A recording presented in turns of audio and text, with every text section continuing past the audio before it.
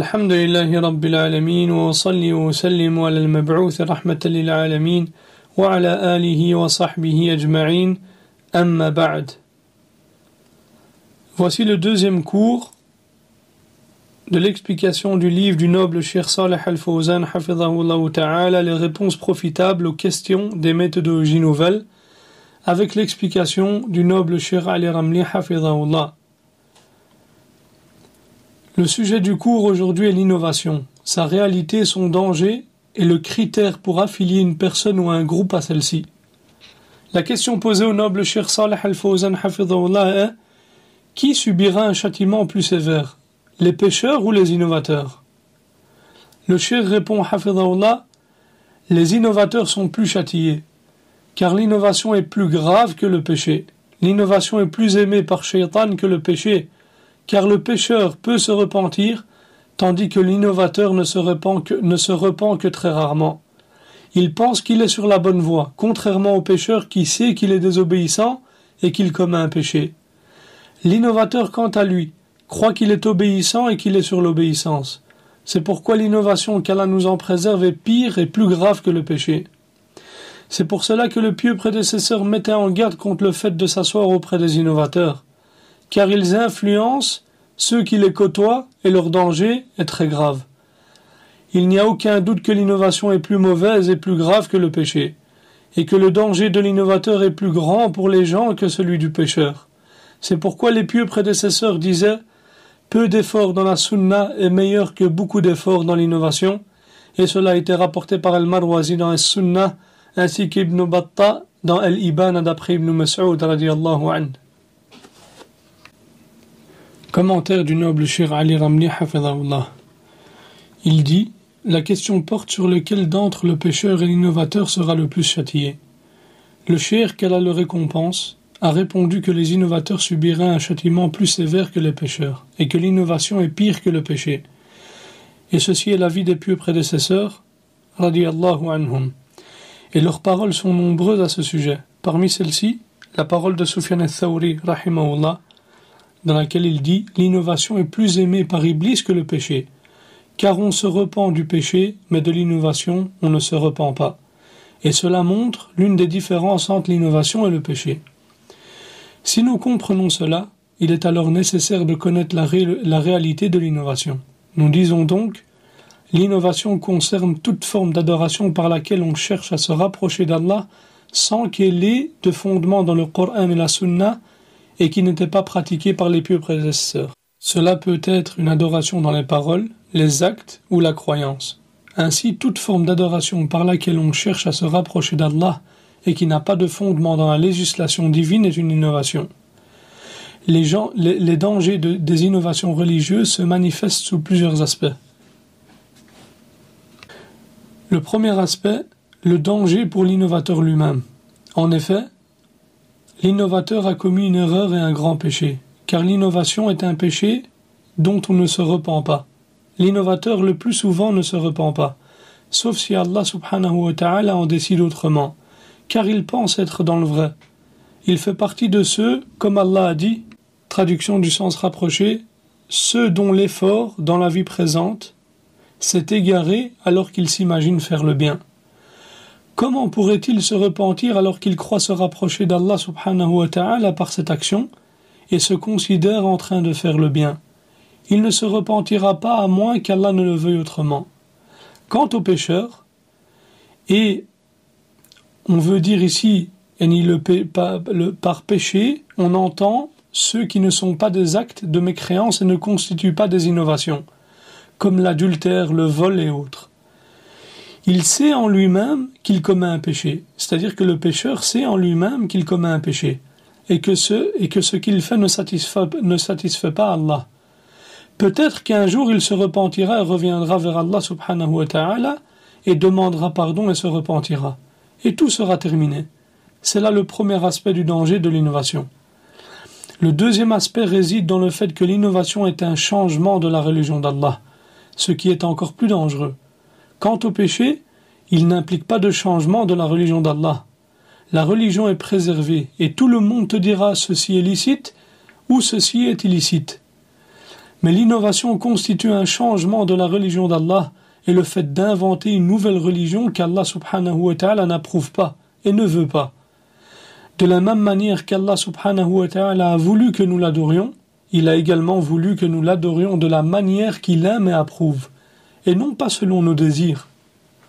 Par exemple, quand Allah subhanahu wa ta'ala a prescrit la prière de Dhuhr en 4 unités, cela montre qu'il ne veut pas qu'elle soit accomplie en 5 ou en 3 unités.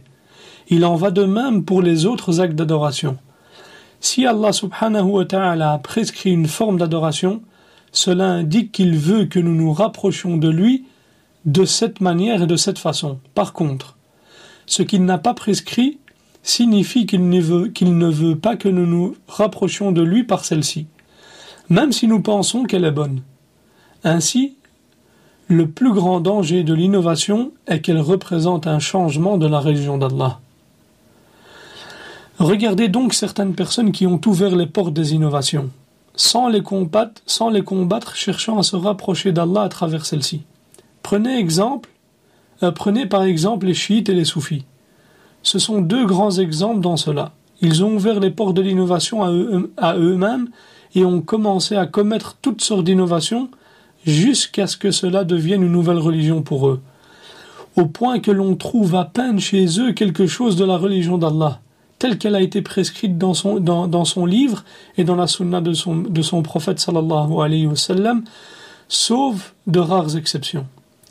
Et voici le danger des innovations. Elles finissent par créer une nouvelle religion avec laquelle on prétend adorer Allah subhanahu wa ta'ala. Et l'ancienne religion qu'Allah a prescrite par la langue de son prophète disparaît. C'est là le plus grand danger de l'innovation. Elle conduit à la perte de la religion d'Allah, celle qu'Allah subhanahu wa ta'ala a ordonné de préserver et d'établir, et sur laquelle repose l'alliance et le désaveu. Quant à l'innovateur, il ne s'en soucie pas. Il modifie et altère la loi d'Allah subhanahu wa ta'ala à sa guise, légiférant ce qu'il veut de sa propre initiative jusqu'à ce qu'il ait une nouvelle religion et qu'il suive ce qui est ambigu, s'y accrochant par passion. Quant au troisième aspect, il concerne la parole de l'imam Malik radiyallahu anhu, dans lequel il dit,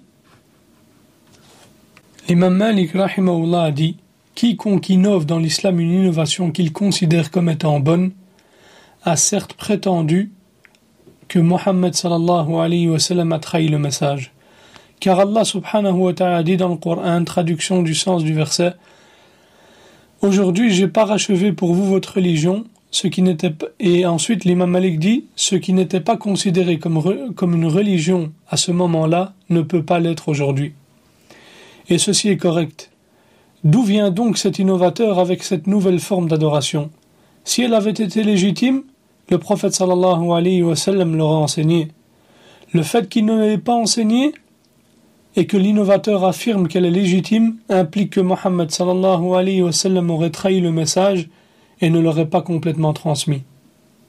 Quant au quatrième aspect, il concerne la parole de l'imam Shafi'i rahimahullah ta'ala. Quiconque juge une chose comme étant bonne l'a certes légiférée. Ainsi, lorsqu'on juge qu'une nouvelle forme d'adoration est bonne, on a effectivement légiféré une nouvelle législation. Par conséquent, on se fait ainsi législateur à la place du Seigneur des mondes, car la législation appartient à Allah seul. Ce sont des implications qui persistent concernant celui qui innove dans la religion d'Allah. C'est de tout cela que réside le danger de l'innovation. C'est pourquoi vous constatez que les gens de la sunna sont ceux qui combattent le plus les innovations et leurs adeptes. Ce n'est que pour préserver la religion d'Allah subhanahu wa ta'ala et sa législation dans leur pureté et leur clarté. Si les pieux prédécesseurs n'avaient pas combattu les innovations et les innovateurs, la religion ne vous serait pas parvenue pure, claire et correcte, telle qu'elle a été révélée par Allah à son prophète, comme c'est le cas aujourd'hui. Car si tout le monde se taisait, sans clarifier, et que tous considéraient les innovations et les transgressions comme bonnes à chaque époque, vous verriez avec le temps apparaître de nouvelles choses. La religion d'Allah serait alors modifiée et il n'en resterait rien. nous finirons par être semblables aux chiites et aux soufis. Mais parmi les bénédictions et les grâces d'Allah subhanahu wa ta'ala sur nous en premier lieu, ensuite ce que les savants des salafs ont accompli par leurs efforts et leurs combats pour préserver cette religion et combattre l'innovation et les innovateurs, la religion nous est parvenue pure et claire. Notre devoir aujourd'hui est de faire ce que nos pieux prédécesseurs ont fait, en accomplissant ce qu'Allah nous a rendu obligatoire, c'est-à-dire de préserver cette religion et combattre l'innovation et les innovateurs pour que la religion reste pure et claire, et qu'elle parvienne à ceux qui viendront après nous, tout comme elle nous est parvenue. Nous devons examiner en nous-mêmes. Qu'est-ce qui est le plus important pour nous et qu'est-ce qui est prioritaire? Est-ce la préservation de la religion d'Allah? Veiller à sa pureté et à la maintenir intacte pour qu'elle parvienne aux générations futures telle qu'elle nous est parvenue? Ou est-ce l'amour et l'admiration pour les hommes? Le premier doit être ce qui prime dans nos cœurs, car c'est ce qu'Allah subhanahu wa ta'ala nous a ordonné de faire. Quant aux hommes, ils naissent et meurent, mais la religion est ce qui demeure. Et cette question, la question de la comparaison entre le péché et l'innovation, et du fait que l'innovation est plus grave que le péché, est l'un des points de divergence entre nous et les laxistes.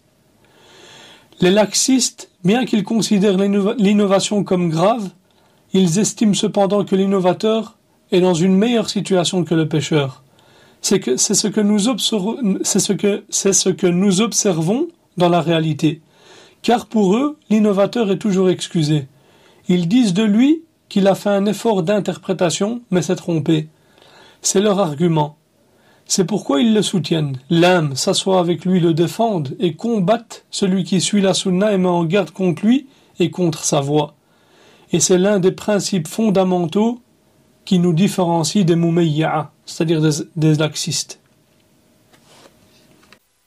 Et d'ailleurs, je dis, c'est exactement ce qu'on retrouve chez certains ignorants qui propagent des faussetés sur les réseaux sociaux comme Twitter et autres.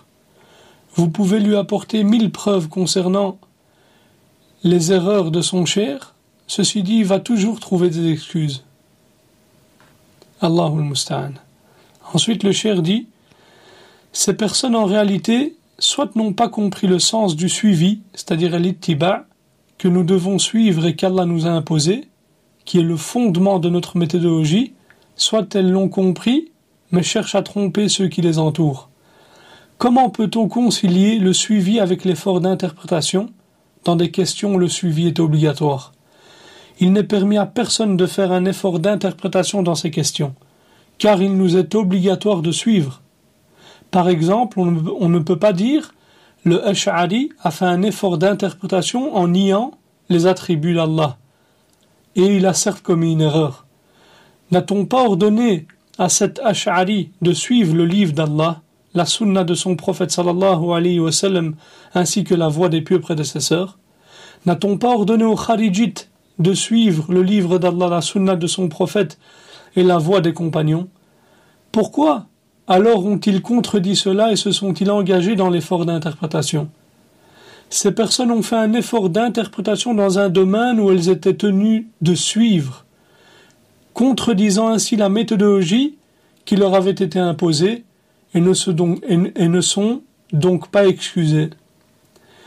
C'est là l'une des plus grandes différences entre nous et les laxistes. En réalité, ils ne suivent pas les enseignements de l'islam. Ils sont eux-mêmes des innovateurs qui soutiennent les innovateurs et défendent et les aiment, prétendant qu'ils ont fait un effort d'interprétation et se sont trompés. Leur fondement lui-même est une innovation. On peut leur dire, les pieux prédécesseurs ne savaient-ils pas que les innovateurs avaient fait un effort d'interprétation et s'étaient trompés? Alors pourquoi les ont-ils combattus? Pourquoi les ont-ils dénoncés? Et pourquoi sont-ils unanimes sur l'obligation de les détester, de s'éloigner d'eux et de mettre en garde contre eux? Ce consensus a été rapporté par Al-Barawi dans son livre Sharh al-Sunnah, ainsi que par Abu Uthman al-Sabuni dans son livre Aqidatus Salaf wa Ashab al-Hadith, et les récits des pieux prédécesseurs à ce sujet sont très nombreux. Vous les trouverez dans les livres d'Al-Lalaka'i, dans le livre d'Al-Ajurri, dans le livre d'Al-Khallal et dans le livre de Abdullah ibn al-Imam Ahmed, rahimahumullahu ta'ala, ainsi que dans beaucoup d'autres. Consultez-les et prenez garde. Barakallahu fikum. En résumé, l'innovation est plus grave que le péché. Et elle représente un plus grand danger pour la religion d'Allah. L'innovateur est en contradiction avec l'ordre d'Allah concernant le suivi, al-ittiba'. Allah lui a ordonné de suivre, mais il a désobéi et a entrepris un effort d'interprétation. Peu importe ce qui se trouve dans son cœur, qu'il l'ait fait, cet effort d'interprétation par désir personnel ou non, cela ne nous concerne pas. Ce qui nous importe, c'est ce qui est apparent. Il a fait un effort d'interprétation dans un domaine où il lui était obligatoire de suivre, et ainsi il s'est égaré. C'est ce que nous avons comme conviction, et c'est la position des pieux prédécesseurs. Qu'Allah les agrée. Ensuite, la question est posée à Cheikh Saleh Al-Fawzan. Est-ce que celui qui s'affilie à des groupes est considéré comme un innovateur? Le cheikh répond, cela dépend des groupes. Celui qui s'affilie à des groupes qui contredisent le Coran et la Sunna sont considérés comme des innovateurs. Le cheikh Ali Ramli commente en disant, cette question concerne le jugement de celui qui s'affilie à des groupes. Notre fondement dans cela, Barakallahu fikum, repose sur les paroles du prophète sallallahu alayhi wa sallam. Le prophète sallallahu alayhi wa sallam a dit, par celui qui détient l'âme de Mohammed dans sa main, ma communauté se divisera en 73 groupes. Un seul sera au paradis et 72 seront en enfer. On lui demanda, ô messager d'Allah, qui sont-ils? Il répondit, le groupe, Al-Jama'a. Et dans une autre version, ce sur quoi je suis moi et mes compagnons. Et dans le hadith d'Al-Irbad ibn Sariya, le prophète sallallahu alayhi wa sallam a dit, celui qui vivra parmi vous, après moi verra beaucoup de divergences. Accrochez-vous donc à ma sunna et à la sunna des califes bien guidés. Cramponnez-vous-y fermement et mordez-y avec vos molaires. Le prophète sallallahu alayhi wa sallam a donc clarifié dans ces deux hadiths que des groupes déviants apparaîtront inévitablement et que tous seront en enfer sauf un groupe qui représente la vérité. Et il a expliqué quel est ce groupe en disant Al-Jama'a, c'est-à-dire le groupe. Et dans une autre version, ce sur quoi je suis moi et mes compagnons. Dans le deuxième hadith, le prophète sallallahu alayhi wa sallam a dit, accrochez-vous à ma sunna et à la sunna des califes bien guidés. Cramponnez-vous-y fermement et mordez-y avec vos molaires. Ainsi, le critère pour qu'une personne soit considérée comme faisant partie des gens de la sunna est qu'elle se conforme au livre d'Allah, à la sunna de son messager d'Allah sallallahu alayhi wa sallam, ainsi qu'à la voie des pieux prédécesseurs. Il ne suffit pas de dire « je suis le Coran et la sunna », car chacun des groupes existants aujourd'hui, ou la plupart d'entre eux, prétend suivre le Coran et la sunna. Cependant, ils interprètent le Coran et la sunna selon leur passion et leurs désirs. Quel est alors le critère pour connaître la vérité à ce sujet? C'est de revenir à ce sur quoi étaient les compagnons du prophète sallallahu alayhi wa sallam et ceux qui les ont suivis en toute vertu. C'est le principe fondamental à partir duquel découlent tous les autres principes. Quiconque en contredit, ne serait-ce qu'un seul fondement devient un innovateur et n'est pas considéré parmi les gens de la sunna. Comme l'a expliqué l'imam Ahmed dans son livre Usul al-Sunnah. Il a dit, et parmi les principes essentiels de la sunna, quiconque abandonne l'un de ses fondements, ne l'accepte pas et n'y croit pas, n'en fait pas partie de celle-ci.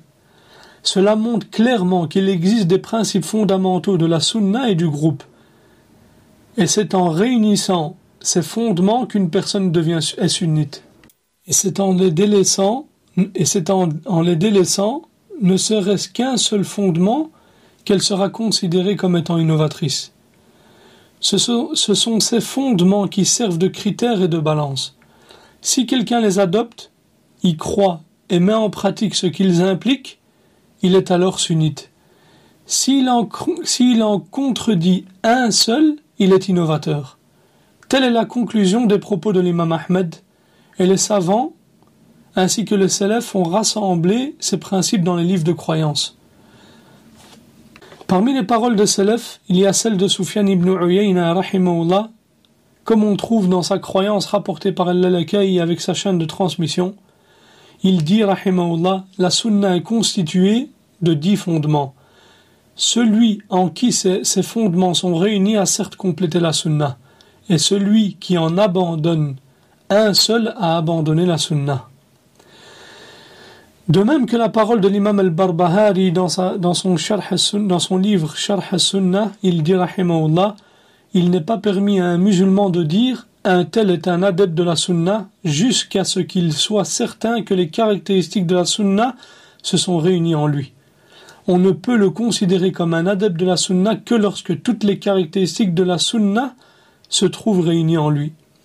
Et Nu'aym ibn Hammad, un des savants de Salaf, a dit, celui qui délaisse un hadith connu et ne le met pas en pratique, cherchant à trouver une raison pour le rejeter, est un innovateur. Un hadith connu, c'est-à-dire un hadith connu ou un seul fondement. Quelles sont les caractéristiques de ce hadith connu? C'est-à-dire l'authenticité. C'est-à-dire qu'il est considéré comme authentique auprès des salaf. C'est-à-dire qu'il ne comporte aucune défaillance. Par exemple, le hadith connu de la servante, lorsque le prophète sallallahu alayhi wa sallam l'a interrogé, où est Allah? Elle a répondu dans le ciel. Il a dit affranchis-la car elle est croyante. Ce hadith est considéré comme authentique par les salaf et son sens est clair et explicite selon eux. Il n'y a pas de contradiction authentique dans ce hadith. Quant aux ambiguïtés, elles n'ont pas d'importance. Ainsi, selon ces critères, ce hadith est considéré comme explicite et quiconque le contredit a certes contredit un des fondements des gens de la sunna. Le hadith de la servante est un hadith authentique sans aucune ambiguïté. Quant à son authenticité pour les salaf, indépendamment des innovateurs qui cherchent à le rendre faible pour s'en débarrasser.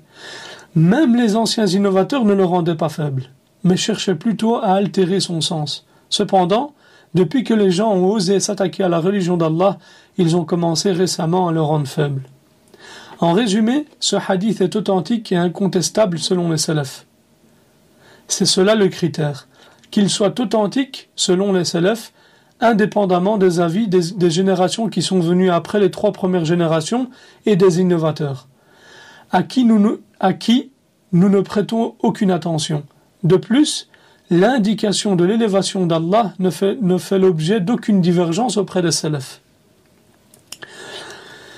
Leurs écrits sont clairs, leurs paroles sont explicites, et le hadith est explicite sans opposition authentique. Les objections ne sont que des ambiguïtés soulevées par les gens de l'innovation, comme le stipulent les salafs.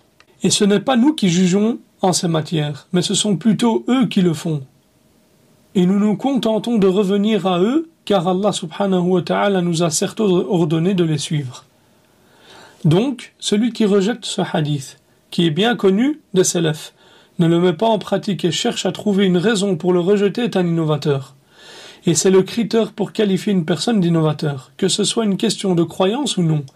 Si j'ai un hadith authentique et que les salafs ont mentionné sa signification et l'ont adopté, le contredire est considéré comme une innovation.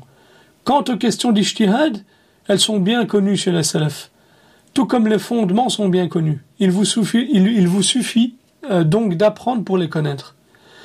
Si un groupe se rassemble autour d'un fondement qui contredit ces principes fondamentaux, alors c'est une secte déviante et innovatrice, à laquelle il n'est pas permis de s'affilier.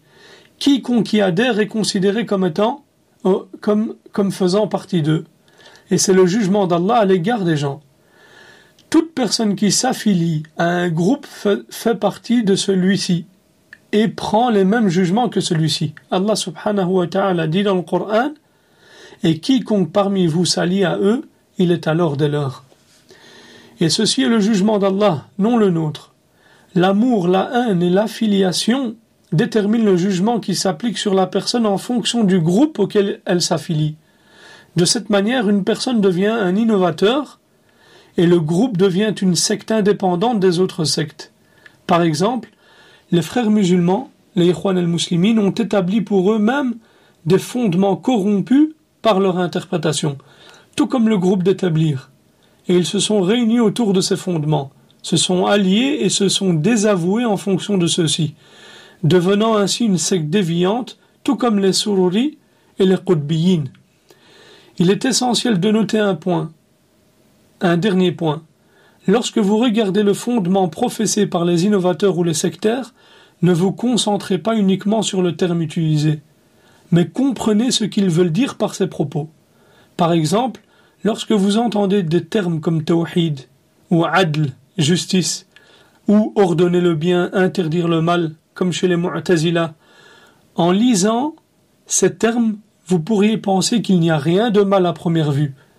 Selon ce qui est mentionné dans le Coran et la Sunna, ce sont en effet de bons termes, et la législation islamique incite à les appliquer. Mais il est crucial de revenir à leur interprétation concernant ces termes, et de ne pas immédiatement comprendre ce que vous savez des indications de la charia. Comprenez plutôt ce qu'ils entendent par là, et ce qu'ils veulent dire par là. Par exemple, les Mu'tazila veulent dire par tawhid la négation des attributs d'Allah. Et par la justice et l'adl, ils entendent par là la négation de la création par Allah des actions des serviteurs. Et ils entendent par le fait d'ordonner le bien et d'interdire le mal, le fait de s'opposer aux dirigeants et aux gouverneurs, et se rebeller contre eux. Un fondement qui est à l'origine chez les Khawarij, et se retrouve aussi chez les frères musulmans, les Sururi, et chez les Qutbiyin. Pour eux, ordonner le bien et interdire le mal signifie le fait de se rebeller contre le gouverneur musulman. Et il y aura, incha'Allah, une réponse spécifique à cette question. Mais de manière générale, nous disons, Allah subhanahu wa ta'ala a certes ordonné d'ordonner le bien et d'interdire le mal. Mais t'a-t-il dit de te révolter contre le dirigeant injuste et pour interdire le mal? Ou bien t'a-t-il enseigné et clarifié que tu dois désapprouver avec ton cœur et ne pas être satisfait de ce que ce gouverneur injuste fait comme mauvaise action, sans l'approuver, sans l'aider, mais sans pour autant retirer ton obéissance de ce gouverneur. Il y a plus de 100 hadiths qui clarifient ces règles. Et de même que ces hadiths prouvent que le gouverneur a un statut particulier concernant la manière de lui interdire le mal. En effet, interdire le mal publiquement à son encontre peut conduire à un mal qui est plus grand. Les savants, y compris les salafs, ont précisé que si le fait d'interdire le mal conduit à un mal plus grand, alors cette interdiction est en soi un mal, et il est interdit de faire cela. Tels sont les fondements des gens de la Sunna. Et ce sont des fondements qui sont bien établis. Cependant, les frères musulmans, c'est-à-dire les Ikhwan al-Muslimin, la secte, qui sont des menteurs, se rapprochent d'Allah subhanahu wa ta'ala en mentant, cherchant à tromper les gens et à leur faire croire que les gens de la Sunna, les adeptes du hadith et les salafis, soutiennent les oppresseurs. Naam ya ikhwa, c'est ce que vous trouvez maintenant sur les réseaux sociaux. Ils disent que les salafis soutiennent les gouverneurs injustes, ils soutiennent les oppresseurs. Et c'est ce qu'ils propagent parmi les gens de la masse. Et ils disent aussi que les salafis aident ces gouverneurs dans leur oppression. Et ceci est complètement faux. Et nous cherchons refuge auprès d'Allah contre ces mensonges. Nous rejetons les injustices commises par les gouverneurs. Et nous ne les acceptons pas. Tout comme nous rejetons la corruption sur terre et l'absence de l'application des lois d'Allah. Nous rejetons tout cela et déclarons que cela est interdit. Cependant, nous nous conformons à la loi d'Allah dans notre façon d'agir avec eux. Nous ne suivons pas nos passions et nous ne sommes pas motivés par les biens de ce bas monde. Si nous voulions suivre nos passions, nous prendrions le même chemin que vous suivez, car c'est le chemin des passions qui satisfait les désirs mondains. C'est pourquoi vous trouvez avec vous et derrière vous les foules ignorantes et sans scrupules. En revanche, celui qui veut la religion et suit le Coran et la Sunna du prophète sallallahu alayhi wa sallam se détourne immédiatement de vous, car il sait que vous êtes dans le faux, cherchant ce bas monde et le pouvoir. c'est votre préoccupation principale. Naam. Leur préoccupation principale est de rechercher ce bas monde et le pouvoir. Alors que la nôtre est la satisfaction d'Allah subhanahu wa ta'ala. Nous ne nous soucions ni de vous, ni de ce que vous dites. En ce qui concerne les gouverneurs, nous ne faisons pas preuve d'exagération à leur égard, ni preuve de négligence. Le prophète sallallahu alayhi wa sallam a également informé et clarifié que la première chose à être abandonnée dans l'islam serait le jugement, c'est le fait de juger avec les lois d'Allah, et qu'il viendrait des gouverneurs qui ne gouvernent pas selon les lois d'Allah. Malgré cela, il ne nous a pas dit de nous révolter contre eux. Bien que les textes soient remplis d'incitation à la patience et à l'endurance envers eux, car se révolter contre eux mène à de grandes corruptions. Ensuite, la question qui est posée à Cheikh Saleh Al-Fawzan, Hafidhahullah, quel est votre avis sur les groupes d'un point de vue général?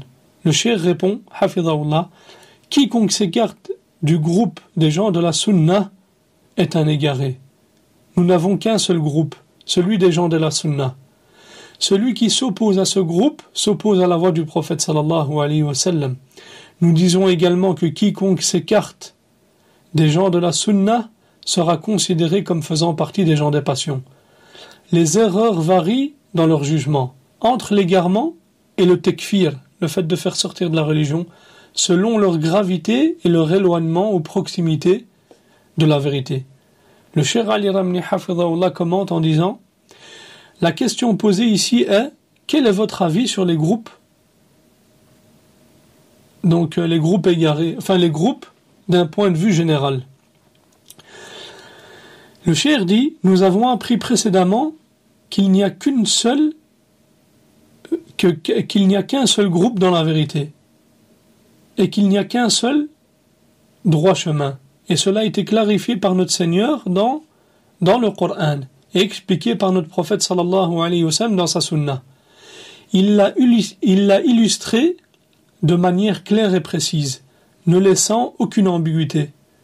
Comme cela a été rapporté dans le hadith du prophète sallallahu alayhi wa sallam, comme quoi le prophète sallallahu alayhi wa sallam a tracé une ligne droite. Et puis, il a tracé des lignes sur chaque côté, sur le côté gauche et sur le côté droit. Puis il a dit: ceci est le chemin droit d'Allah.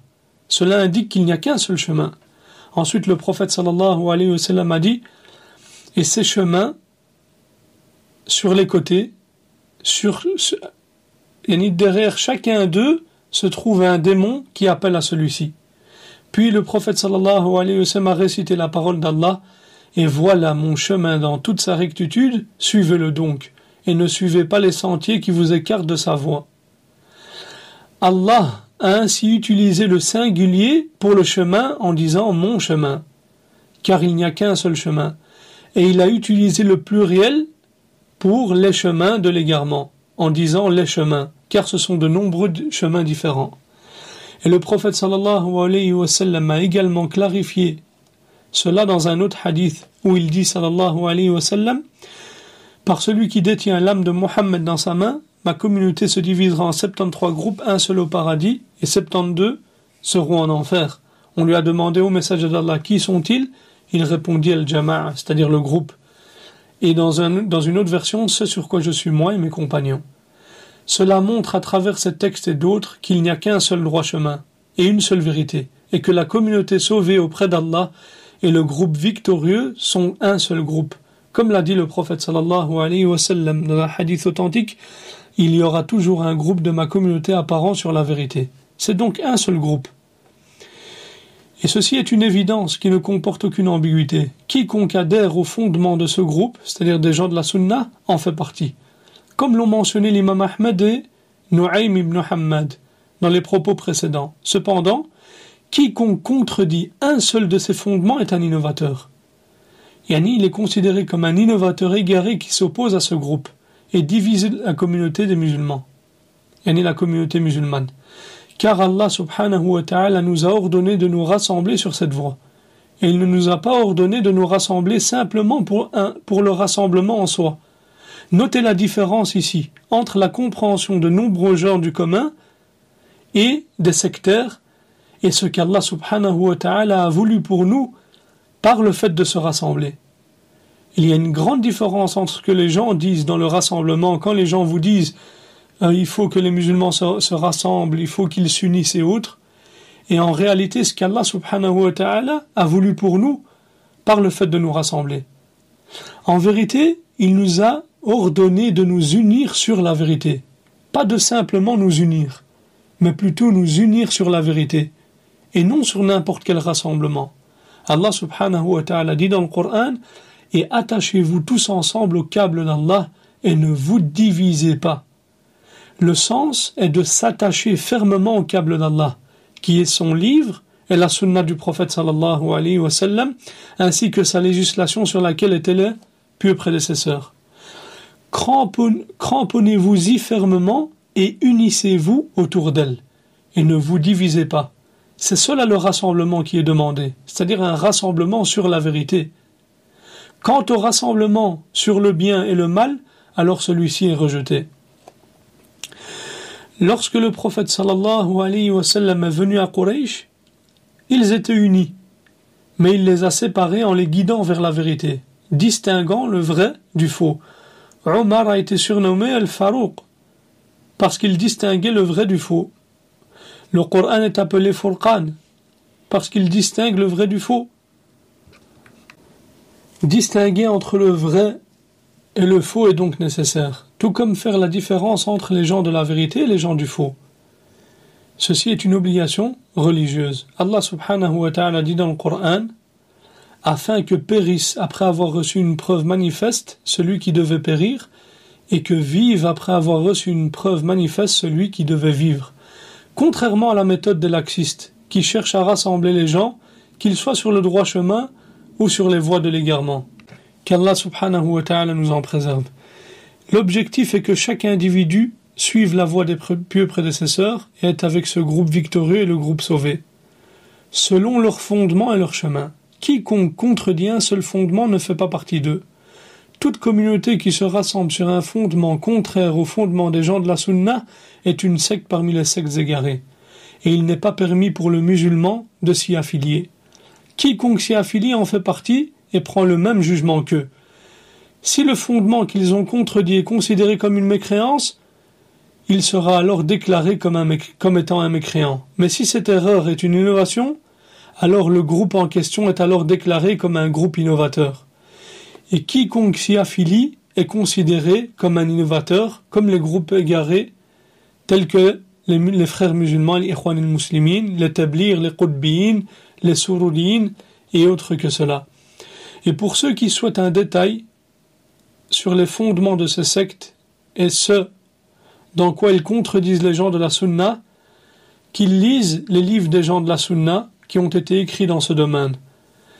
Et parmi ces livres-là, il y a le livre du noble cheikh Ahmed al-Najmi qu'on a déjà mentionné, Al-Mawrid al-Adb al-Zulal. Il y explique les fondements sur lesquels ces sectes se sont égarées et on contredit les fondements des gens de la Sunna. Et Allah subhanahu wa ta'ala est plus savant. هذا وصلى الله على نبينا محمد وعلى آله وصحبه وسلم.